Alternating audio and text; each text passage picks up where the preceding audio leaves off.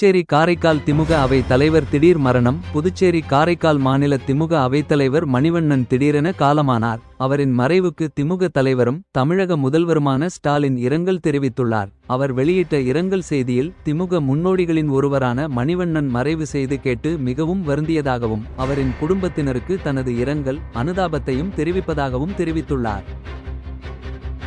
இன்று மதுரை வருகிறார் அமித்ஷா. மத்திய உள்துறை அமைச்சர் அமித்ஷா இன்று இரவு காலை 8:30 மணிக்கு மதுரைக்கு வருகிறார். இரவு தனியார் ஓட்டலில் தங்கும் அவர் நாளை நண்பகல் 11 மணிக்கு மதுரை மீனாட்சி அம்மன் கோவிலில் சாமி தரிசனம் செய்கிறார். பிற்பகல் 3 மணிக்கு பாஜக நிர்வாகிகள் கூட்டத்தில் பேச உள்ளார். இதில் எம்பிக்கள் உட்பட 1500 பேர் கலந்து கொள்வார்கள் என கூறப்படுகிறது. அமித்ஷா வருகையொட்டி மதுரையில் பலத்த போலீஸ் பாதுகாப்பு போடப்பட்டுள்ளது.